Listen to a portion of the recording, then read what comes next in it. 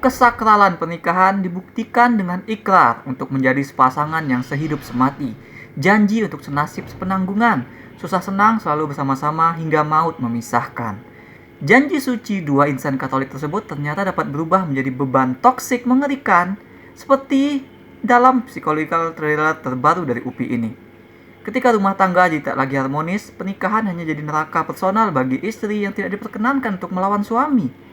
After all, istri harus senantiasa tunduk dan patuh terhadap suaminya. Perceraian merupakan aib keluarga dan adalah tugas istri untuk menjaga martabat suami dan keluarganya. Dengan muatannya tersebut, sehidup semati dengan cepat menjadi sebuah gambaran naas yang bakal berkembang menjadi jauh lebih menyeramkan lagi. Karena UPI membenturkan penafsiran ekstrim dari dogma atau ajaran agama itu dengan pandangan yang sepertinya solutif, hanya datang dari tempat yang tidak benar-benar bisa dipercaya. Penceritaan film ini pun akhirnya baur antara benar psikologikal saja atau juga sebuah supernatural.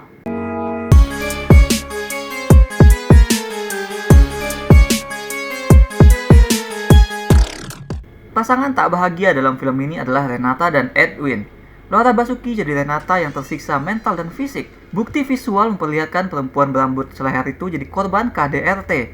Aryo Bayu jadi Edwin, pria yang keras, dingin, distan, dan tersenyum hanya kepada layar HP-nya. Karena cerita ini dari sudut pandang Renata, kita tidak benar-benar diperlihatkan sisi Edwin. Kenapa dia bisa berubah menjadi begitu violent kepada perempuan yang tadinya ia cintai. Alasan kekecewanya memang kita diberitahu. Mereka pengen punya anak tapi Renata physically tidak bisa. Jadi Renata lah yang harus mengalami semua siksaan janji sucinya itu sendirian. Luka dan sakitnya ia pendam sendirian. Toh agama dan keluarga besar mengajarkan dirinya bahwa sudah kodrat istri untuk patuh. Sampai suatu saat dia mendengar ada suara lenguhan perempuan dari ruang kerja Edwin. Ruang kerja yang sama sekali tidak boleh dia buka atau ia datangi. Renata mulai curiga suaminya literally punya simpanan perempuan lain. Beruntung Renata yang biasanya sehari-hari cuma berteman dengan televisi, kini punya tempat mengadu. Tetangga barunya, Asmara, perempuan yang completely bertolak belakang dengannya. Asmara liar dan berani. Dia malah meledek Renata yang patuh sebagai perempuan bego. Meski begitu, Asmara ini masih tetap menyisakan aura yang misterius. Dari perempuan yang sepertinya segala merah itulah, Renata belajar untuk menjadi sedikit lebih berani untuk stand up for herself. Tapi masalahnya, bayangan perempuan simpanan Edwin semakin kerap menghantui. Suara-suara dan kejadian aneh kian santer terjadi di sekitar Renata. Sebagai thriller psikologis, film ini memang benar menyejajarkan kita dengan psikisnya Renata. Kita merasakan sama kecil dan sama-sama terisolasi, seperti Renata yang dititah suaminya untuk tetap tinggal di rumah. Kita dibuat ikut merasakan derita fisik dan mental perempuan ini. Film mampu mencapai itu berkat penampilan akting ketir serta treatment yang diberikan kepada karakter Renata ini. Renata seperti titik kecil pucat yang dikontraskan pada setting latar yang pekat. Seantero apartemen yang dia huni pun dijelmakan menjadi tempat yang nyaris kosong. Hanya Asmara dan seorang ibu tua yang tampaknya kenal dan berinteraksi dengan Renata. Ketika Renata berjalan di lorong-lorong menuju unitnya, dia seperti berjalan di labirin yang persis suasana hatinya, dingin dan banyak sudut gelap. Ketika kita masuk ke dalam unitnya, keadaan tidak menjadi lebih nyaman. Karena bahkan di ruang pribadinya, perempuan itu tampak muram dan terasa restricted. Kamar yang tak boleh dibuka, benda-benda yang either bertukar tempat ataupun bukan miliknya. Nah, zona nyaman Renata hanya ada di depan televisi. Aku suka gimana film ini membuat Renata seperti sangat susceptible terhadap apa yang ia tonton dan dia dengar di televisi. Siaran ceramah yang bagi kita terdengar ekstrim, seperti larangan tegas bagi Renata. Waktu Renata mulai curiga ada perempuan di rumahnya, siaran yang ditontonnya adalah sinetron tentang pelakor. Dan waktu masuk babak akhir, sebelum ketegangan dan kecurigaan kepada suaminya memuncak, Renata kita dapati tengah menonton berita kriminal seputar ditemukan mayat istri korban kekerasan dari suami. Nah, seolah teror psikologis belum cukup seram dan membingungkan, film menyiapkan teror lain, yaitu teror dari supernatural. Sosok perempuan yang kerap sekelebat hadir di ekor mata Renata ditreat oleh film lebih seperti penampakan arwah penasaran. Ditambah pula, ibu tua tadi diperlihatkan pernah melakukan semacam ritual dengan dukun di unitnya sendiri. Nah, unsur supernatural yang dibaurkan dengan psikologis tadi memang menambah layer kepada misteri. Aku sendiri memang sangat menikmati menebak-nebak apa yang sebenarnya sedang dihadapi oleh Renata. Tapi pace film, temponya ternyata jadi agak goyah ketika sudah waktunya mereveal dan menyelesaikan cerita. Film ini jadi terasa terlalu lama bermain-main di misteri penampakan perempuan hingga paruh akhirnya jadi kayak lebih diburu-burukan gitu. Padahal konfliknya lebih banyak di paruh akhir ini. Kecamuk psikologis juga lebih dahsyat di bagian paruh akhir, dengan segala ketakutan baru Renata soal orang-orang lain di sekitarnya selain suaminya.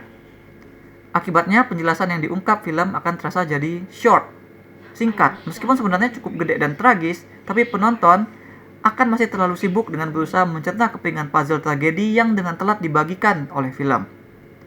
Film ini akan dengan cepat menjadi membingungkan begitu baru di pertengahan kita dikasih penyadaran bahwa Renata, satu-satunya perspektif yang bisa kita pegang, justru ternyata adalah agen dari kerancuan. Bahwa dia adalah perspektif yang unreliable. Kita sangka kita akan mengungkap misteri bersamanya, tapi ternyata dialah misterinya. Hal yang tidak real ternyata justru hal-hal yang berinteraksi dengannya. Dan tidak real di film ini bukan saja hanya perihal suatu kejadian tidak benar-benar terjadi, melainkan juga kejadian beneran terjadi, hanya bukan pada waktu yang seperti kita lihat di urutan film. Alias, urutan ceritanya juga diacak. Jadi ya, memang film ini sangat ribet. Karakter yang kita kira nyata sebenarnya tidak ada di sana. Edwin, Anna sebenarnya sudah meninggal. Hidup hanya dalam kepala dan menghantui Renata. Asmara, ini hanya pelarian, teman khayal atau alter ego yang diciptakan Renata di dalam kepalanya. Yang karakterisasi wujud Asmara tersebut Renata ambil dari karakter sinetron yang ia tonton. Kejadian yang kita sangka baru sebenarnya terjadi bahkan sebelum frame film ini dimulai. Masa lalu bercampur dengan present chaos Renata. Banyak yang harus di-unpack, baik bagi kita maupun bagi filmnya sendiri. Aku melihat film ini sendirinya keteteran, sehingga bahkan untuk membangun simbol atau penanda saja tuh tidak sempat gitu. Kayak ruang kerja Edwin. Film sudah hampir habis, ruangan tersebut tidak pernah benar-benar kita atau Renata lihat sebagai apa semestinya gitu. Padahal ruangan tersebut adalah simbol dari truth. Kebenaran tuh di dalam sana sebenarnya bagi Renata. Selain mengintip dan melihat suaminya selingkuh dengan Anna, harusnya ada adegan yang memperlihatkan Renata berkonfrontasi dengan truth yang sebenarnya di dalam sana. Entah itu ada mayat atau sesuatu yang membuat Renata kembali menapak ke realita. Selain misterinya yang jadi bloated, pesan film ini juga tampak agak terlalu melebar. Meskipun memang sutradara sekuat tenaga berusaha mengembalikan ke jalan yang benar. Awalnya film ini tampak seperti kisah peringatan atau malah sindiran untuk tidak terlalu ekstrim dalam menerapkan ajaran agama. Tapi ternyata bukan ajaran agama saja yang berbahaya jika kita nggak rasional dalam mengkonsumsinya gitu. Karena kita lihat Renata justru sebenarnya terpengaruh oleh apapun yang dia tonton, yang dia dengar di televisi. Pembahasan soal perempuan saling support juga berkembang aneh. Lantaran turns out cerita ini justru berakhir dengan pembunuhan antar karakter perempuan. Bahasan utamanya malah seperti jadi soal pelakor gitu. Seolah ini jadi thriller atau horor pelakor. Genre yang memang sempat surprisingly laku di skena horor lokal kita tahun lalu. Motivasi Renata sebenarnya cukup clear. Dia pengen menuhin janji suci, dia rela bertahan walau suaminya kasar, tapi sang suami langsung mau pisah gitu aja begitu dia nggak bisa punya anak. Jadi Renata tuh pengen take control back, ya kan? Persoalan pelakor ini jadi malah menginterfere, apalagi film membuat seperti sebuah momen kemenangan ketika Renata membunuh Anna. Penonton di studioku bersorak di adegan itu.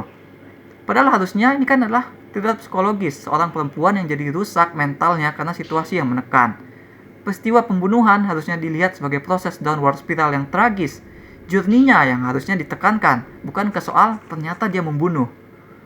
Aku senang mulai banyak yang bikin, namun ya beginilah sayangnya. Aku melihat tren genre psychological thriller di film kita. Seperti Miss, bahwa harusnya ya tentang psikis seseorang yang mengelam gitu, bukan tentang seorang psycho alias orang gila. Bukan soal kejutan di akhir bahwa karakter utamanya ternyata gila, melainkan lebih ke menggambarkan proses yang membuat si karakter ini terjun ke dalam kegilaan. Apakah dia memilih atau dia didorong tanpa punya pilihan.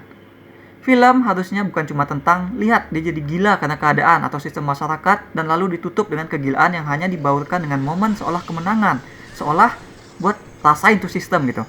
Harusnya tidak ada kemenangan sama sekali. Sehidup semati mirip sama Sleep Call. Pemeran utamanya sama, karakternya mirip, di-reveal punya kondisi yang mirip. Sleep Call sebenarnya melakukan soal journey dengan lebih baik, tapi film itu mess it up dengan reveal bahwa karakternya sudah berbakat gila dari awal. Jadi masih tetap seputar revealing mengejutkan ada orang gila gitu. Sehidup Semati memainkan atmosfer thriller dan misteri dengan lebih baik, karakter-karakternya lebih menantang, tapi seperti puas di revealing aja.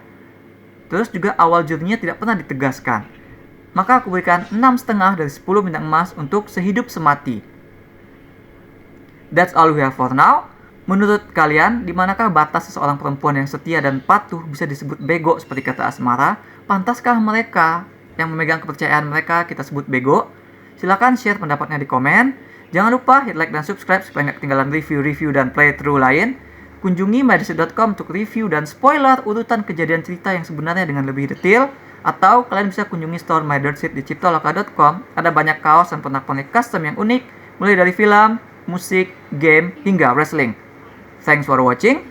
Remember in life, there are winners and there are losers.